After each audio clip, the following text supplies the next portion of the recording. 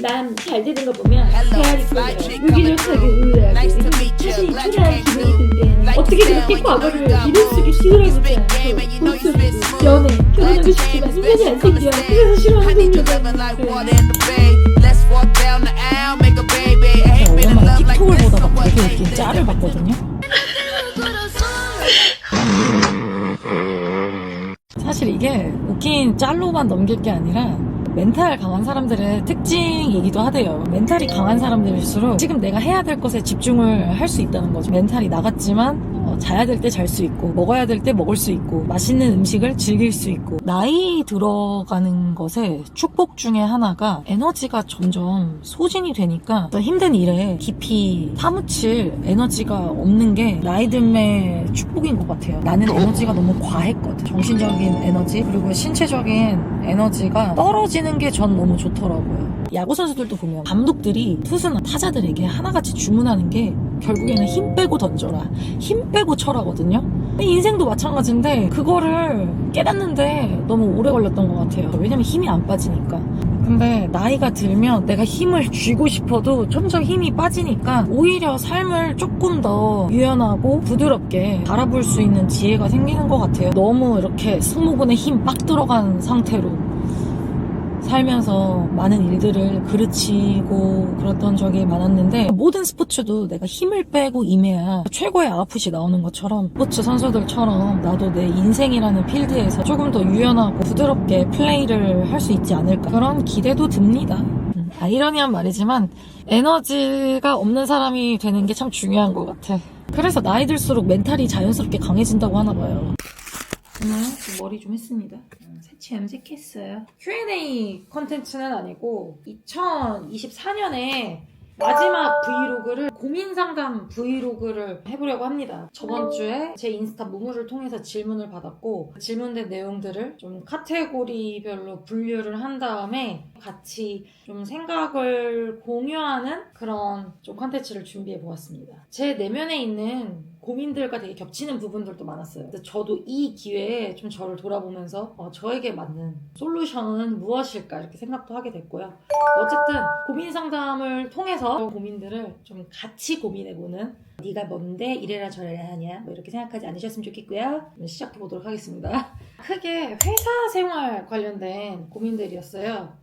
회사에 사이 안 좋아서 쌩까는 직원이 있는데 회사에서 싫어하는 동료가 있는데 너무 같이 싫은 사람이랑 일해야 되는데 상종을 하기 싫은데 저를 무시하는데 회사에서의 인간관계 스트레스는 없을 수가 없어요. 기본적으로 회사는 MBTI를 보고 여러분들을 채용하지 않잖아요. 모인 사람들이 나랑 맞을 수가 없고 다들 회사에서는 등골이 뽑혀 나갈 수밖에 없는 상황이라서 다들 좀 예민하고 관용이 부족할 수밖에 없어요. 물론 안 그러신 훌륭한 분들도 많이 계시지만 그러니까 첫 번째, 여기 모인 사람들이 나랑은 다 맞을 수가 없다. 여기는 친목 집단이 아니다. 이거를 인정하는 게 첫 번째인 것 같고요. 두 번째는 사실 저한테 하는 말이기도 한데요. 화를 내고 짜증을 내고 분노할수록 그러니까 결국 내 뇌만 맛이 가요. 여러분들한테 화를 내고 짜증을 내고 악플을 달고 그러는 사람들의 뇌도 똑같이 망가져 있어요. 나만 망가지는 게 아니야. 회사에서 나한테 막 화내고 짜증내는 사람이 있다? 불쌍하게 봐주세요. 뇌가 망가져서 그런 거야. 뇌가 덜 망가진 내가 반영의 마음을 베풀어야 돼요. 내가 싫어하고 분노하고 짜증날수록 내 편도체만 망가진다니까요. 이거를 복구해야 돼요. 복구의 제1원칙은 일단 운동을 하는 거고 제2원칙은 무대응하는 거예요. 그런 말도 있잖아요. 최고의 처세는 무대응이고 가장 좋은 복수 방법은 내가 상대방처럼 되지 않는 것이다. 저도 제가 이제 막 뇌과학을 공부하기 시작한 이후로 그런 원리들을 이해하게 되니까 악플러들에 대한 관용이 생겼달까? 그리고 지금 회사 사람들이랑 싸울 때가 아닌 게 AI가 예고도 없이 닥쳐서 우리의 모든 일자리를 다 대체를 할 수 있단 말이에요. 내가 이런 세상에서 어떻게 하면 대체될 수 없는 린치핀 같은 인간이 될 것인가?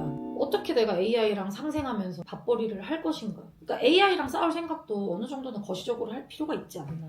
물론 이제 지금 당장의 눈앞에 스트레스 때문에 그런 거는 좀 안 보이실 수는 있어요. 하지만 지금 우리가 현재 종사하고 있는 직업의 80% 이상은 우리가 살아있는 동안 중에 대체가 될 거기 때문에 회사 사람들이랑 싸우고 고민하고 막 스트레스 받는 에너지의 일부는 내가 이 AI라는 새끼랑 어떻게 싸울 것인가 이런 쪽에 비중을 두는 것도 그 사람에게서 관심사를 돌리는 방법 중에 하나이기도 하고 실제 내 미래를 위해서 더 발전적이고 생산적인 방법이기도 하니까요. 같은 팀원 결혼식은 무조건 가야 할까요? 유유. 그 유유 표시가 답을 말해주네요. 가기 싫으면 가지 마세요. 회사에서 팀의 입지가 너무 불안한데 이직하기도 안 좋은 상황이고 최대한 버티는 게 답일까요? 지금 직장이 너무 다니기 싫어요. 그래서 이직 생각도 해봤는데 하고 싶은 게 없어요. 저 직장에서 6년째 일하고 있는데 지금 직장에 불만은 없으나 늦기 전에 이직을 하는 게 맞을까요? 질문에 답이 있어요. 최대한 버티는 게 답일까요?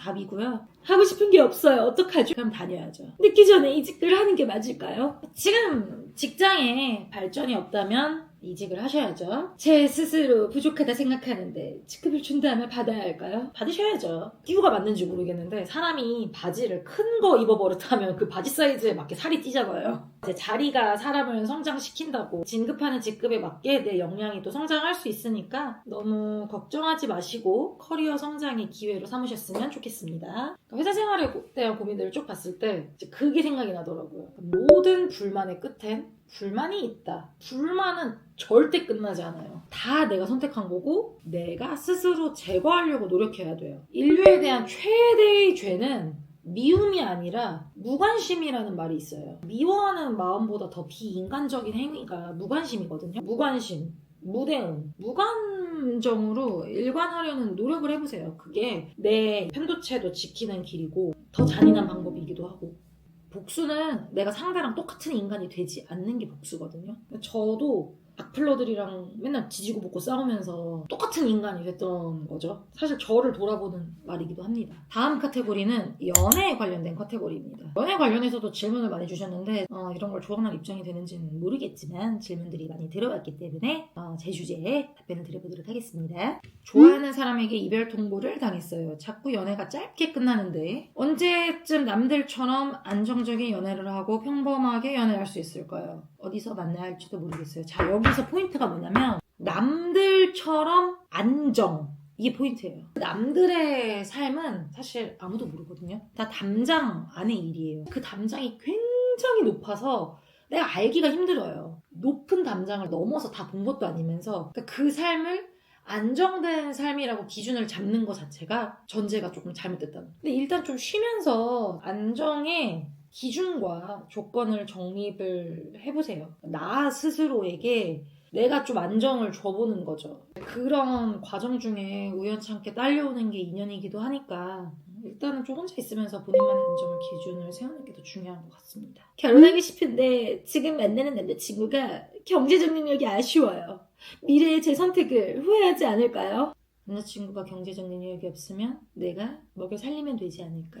강아지 키워보신 분들은 아시겠지만 강아지한테 들어가는 돈이 100만 원, 1000만 원이라도 아깝지가 않거든요. 내 가족이니까. 제가 너무 이상적인 말을 하는 걸 수도 있는데 결혼은 내 것을 내어줘도 아깝지 않은 사람이랑 하는 게 맞다고 생각해요. 상대가 경제적인 능력이 부족하다? 그럼 내 것을 내어주면 돼. 근데 내 것을 내어주기가 아깝다? 그럼 안 내어주면 돼. 사랑하는 사이에 경제적인 계산을 하는 것은 조별과제, 팀원을 찾는 거야. 우리가 사랑을 하면 행복해진다고 하고 연애를 하면 불행해진다고 하잖아요. 본인이 원하는 게 뭔지 잘 생각해 보시고 결정하시면 될 것 같아요. 내년에 34살인데 결혼이 너무 조급하고 올해 내내 소개팅을 해도 마음에 드는 사람이 없어요. 이것도 질문 속에 답이 있는데 조급하기 때문에 소개팅을 해도 마음에 드는 사람이 없는 거예요. 송중기가 눈앞에 나타나도 마음에 안 드신다고 하실 거예요. 돈 많은 사람은 제가 또 너무 이제 굽히고 살아야 될 것 같아서 이건 아닌 것 같아요. 결혼을 목적으로 모든 조건이 이렇게 수치화가 되어 있거든. 사전 견적서를 만들어 놓고 그 견적서 들고 소개팅을 나가면 그거에 맞는 사람이 당연히 없을 수밖에 없어요. 그러니까 사람은 누구나 알면 알수록 매력이 넘치니까 결혼 목적은 차치하고 이 사람에 대해서 인문학적 탐구를 한다는 생각으로 이렇게 만나다 보면 좋은 사람을 만나고 이럴 수 있지 않을까. 직장, 차도 있고 집은 아직 없지만 모쏠이고 연애, 결혼하고 싶지만 인연이 안 생겨. 어떻게 해야 할지 고민입니다. 자, 봐봐요. 직장, 차, 집 이런 거 있으면 인연이 100% 생기나요? 돈 없는 백수면 인연이 아예 안 생기나요? 이런 전제 조건을 붙인 것부터가 잘못된 거예요. 이런 전제 조건이랑은 인과관계가 없습니다. 그냥 인연이 안 생기는 거예요. 그 공부 같은 경우에는 내가 노력한 만큼 성적이 나오고 보상을 받을 수 있는데, 인연은 인풋과 아웃풋이 정직하게 나오는 카테고리가 아닌 것 같아요. 아무것도 안 했는데 갑자기 길 가다가 인연을 만나기도 하고, 막 결정사에 몇 천만 원을 쏟아부었는데도 못 만나기도 하고. 그러니까 뭔가 원인을 찾아가지고 해결을 하려고 하기보다 인연은 날씨처럼, 소나기처럼 그렇게 오는 거다, 이렇게 마음 편하게 생각하고 본인이 하고 계시는 일에 더 집중을 하고 나 자신에게 집중을 하시면 될 것 같아요. 근데 지금 상담 잘하는 거 맞나? 상담 잘 못하는 것 같아. 아씨, 못 먹는 거 아닌지 모르겠네. 40대 중반 커플입니다. 만난 지 2년 정도 됐고요. 서로 너무 편하게만 사이가 된 것 같습니다. 헤어지는 게 맞을까요? 헤어지자고 했는데 다시 만나고 싶은데 내가 한 말에 책임져야 하고 그 친구도 상처를 많이 받아서. 모든 게 순탄해도 될까 말까 한 게 결혼이고 또 그 이후의 삶인데, 벌써부터 이렇게 고민이 많으면 좀 놓아주시는 게 맞다고 생각합니다.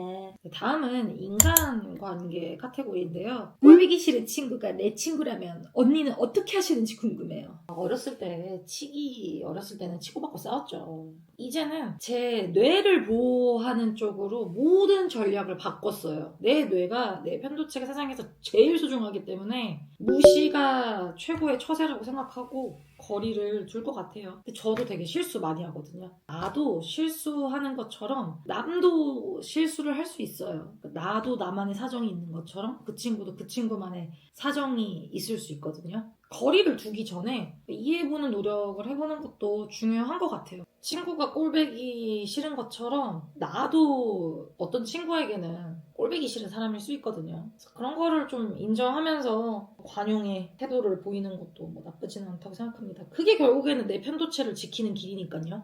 인간관계 고독. 혼자 있는 게 필요는 하지만 너무 혼자는 힘든데 관계는 항상 어렵고 인간관계 얘기도 듣고 싶어요. 제가 이제 전 영상에서 막 쇼펜하우어 책 읽고 삘받아가지고 여러분 인간관계 다 필요 없습니다. 혼자 살아야 됩니다. 약간 이러긴 했지만 인간은 혼자서는 살 수 없는 존재라고 생각해요. 인간을 상처 주는 거는 인간밖에 없고요. 인간을 위로해주고 치료해주는 것도 또 인간밖에 없어요. 그렇기 때문에 인간관계는 필요하다고 생각합니다. 만나서 막 술 마시고 추억을 공유하고 그냥 즐거운 감정만 나누는 그런 인간관계의 빈도는 좀 줄이고, 나의 비전이나 지향점에 걸맞는 뜻이 통하는, 현재 공감대와 통하는 그런 건설적인 관계들로 주변을 꾸려나가는 게 더 좋다고 생각을 합니다. 인간은 혼자여야 내가 누군지 알게 돼요. 내가 인간관계에 대해서 여전히 잘 모르고 어렵다 그러면 혼자 있으면서 그 답을 찾아가시면 돼요.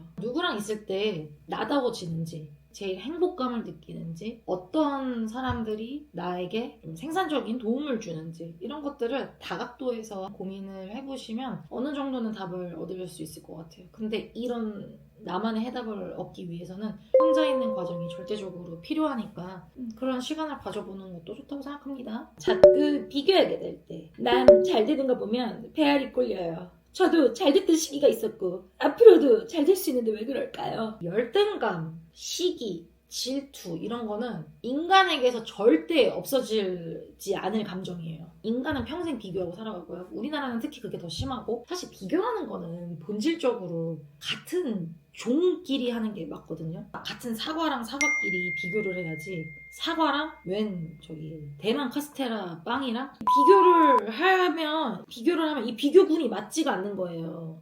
우리는 모두 다 다르잖아요. 생긴 것도 다르고 살아온 환경도 다르고 목소리, 눈동자 색깔 모든 게 다른데 같은 기준을 두고 비교를 한다는 것 자체가 조금은 잘못된 거긴 하거든요. 나는 사과고 쟤는 대만 카스테라 빵이야. 그래서 비교는 무의미하다. 이거를 받아들이는 게 중요한데, 우리는 기본적으로 시기 질투를 장착하고 태어난 인간이기 때문에 수용을 하기가 쉽지 않아요. 저부터도 그렇거든요. 이럴 때 방법은 뭐냐면 그 열등감을 이용해서 내 발전을 위해 쓰면 돼요. 친구가 100억짜리 집이 있어. 부러워서 미쳐버리겠어. 그러면 내가 그 100억짜리 집을 사면 나의 열등감은 해소가 돼요. 100억짜리 집을 사기 위해서 내가 노력하면 돼. 근데 내가 50억짜리 집을 사잖아요? 그래도 그 열등감의 절반은 해소를 하잖아. 내 친구는 쌍꺼풀이 있어. 근데 나는 쌍꺼풀이 없어. 그래서 질투가 나. 열등감을 느껴. 그러면 나도 돈 벌어서 성형하면 돼요. 그러면 그 열등감은 해소가 되거든요. 자기 파괴적으로 쟤는 쌍꺼풀 있는데 나는 왜 이 모양이야 막 이렇게 우울해하는 게 아니라 자기 발전적으로 이 열등감을 레버리지를 하세요. 그러면 그 열등감의 감정도 어느 정도 해소를 할 수 있고 나도 발전하기 때문에 행복할 수 있거든요. 사실 우리는 죽을 때 다 못 가져가요. 재벌 회장도 자기 주식 한 주도 못 들고 죽어요. 결국에는 우리는 다 그냥 렌탈 인생을 사는 거거든요. 사실 뭐 누가 더 많이 가졌고 이거를 그냥 제가 더 렌탈을 많이 했구나 이렇게 생각하면 좀 마음이 편해지지 않을까요? 내가 할 수 있는 안에서 풍족하게 사는 게 최고의 행복인 것 같습니다. 다음 카테고리는 이제 멘탈, 마인드. 어떻게 그렇게 과거를 미련 속에 뒤돌아보지 않고 쿨하게 앞으로 전진하시나요? 매년 신년 계획만 세우고 작심삼일로 이루지 못해요. 의지박약, 꽂히고 싶은데 쉽지 않네요.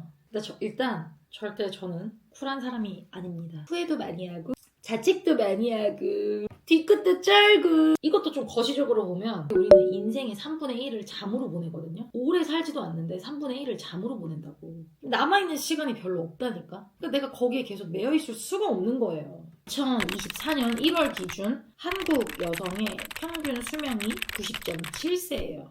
90세라고 해볼게요. 근데 제가 지금 한국 나이로 39살이에요. 90에서 39를 빼면 51년이 남거든요.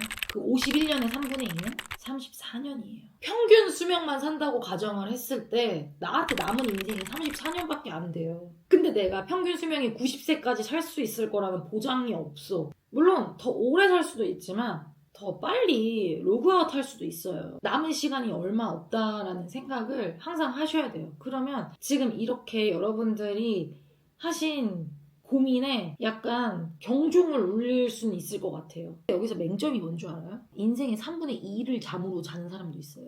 잠 많이 자는 사람들. 남은 인생이 더 줄어든다고. 안 돼요. 최희님은 무기력하고 우울하고 힘들 때 어떻게 마인드 컨트롤하고 극복하시는지 궁금합니다. 자신이 초라한 기분이 들 때에는 어떻게 대처해야 될까요? 아직 무슨 일을 하고 싶은지도 모르겠고 에너지가 없어서 퇴사 후 1년이 시간이 흘렀어요. 제 자신이 답답해요. 저는 일단 인간은 움직여야지 살아있다고 생각을 하는 사람이기 때문에 일단 뭐라도 하면서 움직이려고 노력을 합니다. 근데 저도 알아요. 내가 너무 우울하고 무기력하면 움직여, 운동해 이런 말이 다 사치고 그런 말은 적합한 위로가 아니에요. 너무 번아웃이 심하고 우울하고 무기력하다 그러면 맛있는 거 먹고 아무것도 안 하고 누워있으면서 나를 보듬어 주려고 노력을 해보세요. 친구가 어려운 일을 겪으면 위로해 주잖아요. 친구는 위로해 주면서 왜 내 자신은 내가 위로를 못 해주는 거야? 저도 엄청 무기력할 때 제 자신을 너무 자책하는 거예요. 나 왜 이 모양일까? 나 왜 아무것도 하지 못할까? 나를 제일 아끼고 보듬어야 할 사람은 나 자신인데 왜 나는 남한테는 위로를 해주면서 나는 정서적으로 학대를 할까?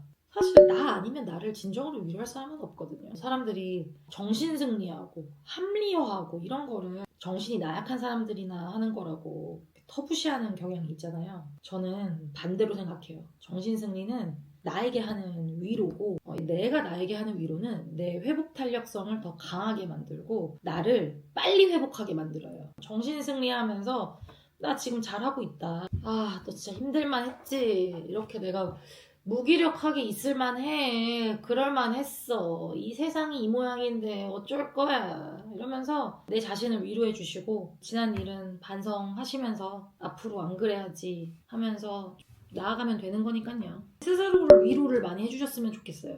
저는 제 자신을 학대하는 사람이었어요.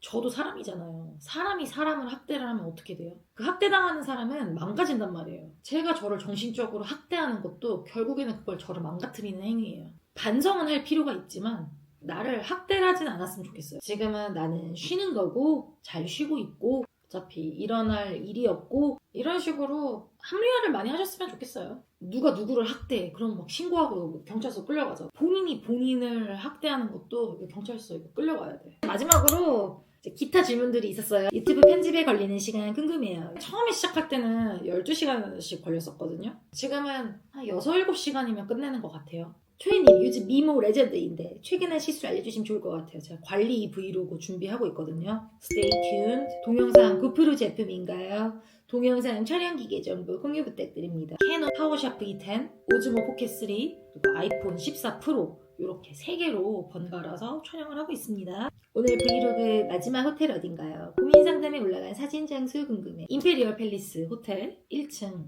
로비입니다. 소비를 줄일 수 있는 방법 같이 공유해요. 아니면 요즘에는 토스 가계부 이런 거 되게 잘 되어 있잖아요. 그걸 보면 내가 어디에 돈을 제일 많이 쓰는지가 보이거든요. 저 같은 경우는 이제 식비, 경조사비, 사람들 만나는 비용 이런 것들이 주로 차지하거든요. 사람들 만나는 거를 줄이기 시작했고 배달 음식 줄이기 시작했고 경조사도 사실 좀 줄이기가 애매한데 정말 내가 친하다고 생각하는 지인 외에는 좀 안 가려고 하고 있습니다. 이런 식으로 본인이 가장 돈을 많이 쓰는 카테고리를 파악을 해서 거기에서 소비를 줄여나가는 것부터 시작을 하시면 될 것 같습니다. 오늘의 고민 상담은 여기까지였고요. 데일 카네기의 자기관리론 책에 보면 그 인간의 고민의 70%는 돈 때문이다 라고 얘기를 하거든요. 오스카 와일드도 이런 말을 했어요. 어렸을 땐 돈이 최고인 줄 알았는데 나이 들어보니까 진짜 최고였더라. 여기 없는 고민이라면 돈일 수 있습니다. 주변을 보면 열심히 사는 분들이 굉장히 많잖아요. 근데 열심히 사는데 성공을 하는 사람들은 굉장히 소수잖아요. 열심히 사는데 성공을 못하는 이유는 몰입을 못하기 때문이래요. 그러니까 문어발식으로 열심히 사는 거는 성공에 하등 도움이 안 된다는 거죠. 저도 문어발식으로 열심히 사는 입장에서 말씀을 드려보면 열심히 사는 거는 굉장히 에너지 소모적이고 힘들기만 하거든요. 내년 2025년에는 불필요한 것에 너무 마음 쓰지 말고 내가 원하는 것, 나에게 가장 중요하다고 생각하는 것에 몰입을 해서 삶을 좀 이렇게 직선적으로 이렇게 풀어내셨으면 좋겠고요. 그 넷플릭스에 실버스타 스텔론의 다큐멘터리가 있어요. 슬라이라는 다큐멘터리가 있는데 그 실베스타 스텔론이 이런 말을 하거든요. 네가